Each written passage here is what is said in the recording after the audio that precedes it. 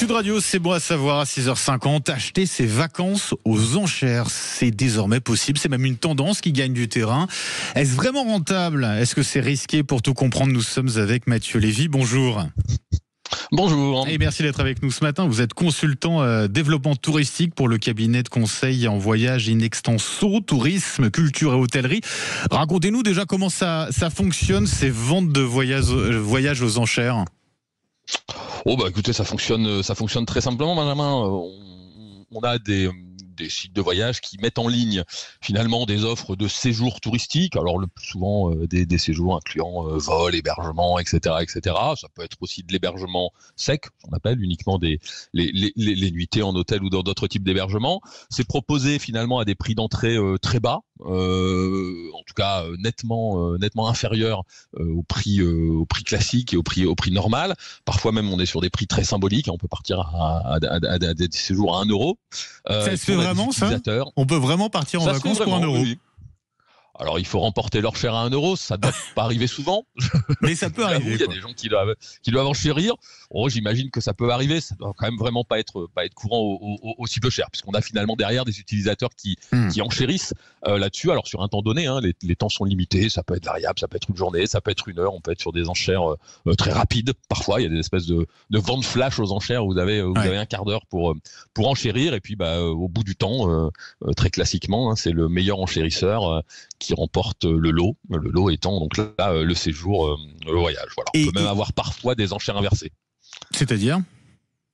C'est-à-dire vous faites diminuer le prix, progressivement. Ouais. On n'est pas sur des modèles très, très courants là, ça fonctionne pas forcément très bien. On va les retrouver où ces ventes aux enchères pour ces vacances? Ce sont les agences de voyage qui proposent sur leur site internet?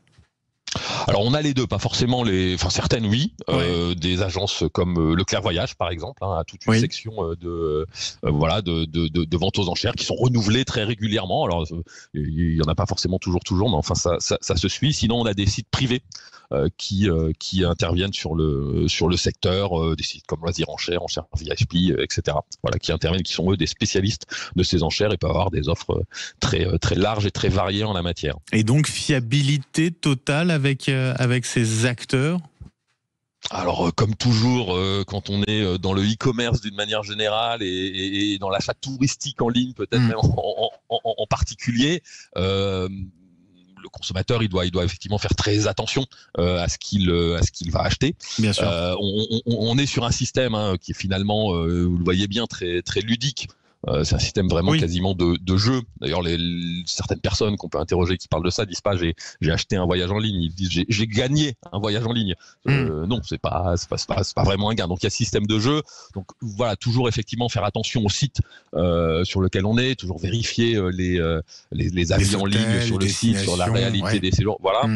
Bien regarder effectivement ce qui est proposé et aussi faire bien attention aux conditions de ce qui est proposé, à la réalité du séjour qui est proposé, aux frais cachés éventuels, à toutes les petites lignes, j'allais dire, qui sont théoriquement marquées, qui le sont la plupart du temps, mais qu'il faut bien lire pour savoir exactement ce que l'on achète, ce qu'on fait pas forcément toujours très naturellement, j'allais dire dans la précipitation d'une enchère, quand on veut avoir un séjour à prix cassé. Ben en tout cas, voilà, faut rester vigilant. On met ses lunettes pour lire justement les petites notes. Exactement. Voilà, ça doit être un réflexe effectivement. Merci beaucoup Mathieu Lévy pour toutes ces informations. Je rappelle que vous êtes consultant développement touristique pour le cabinet conseil en voyage Inextenso, tourisme, culture, hôtellerie. Très bonne journée à vous.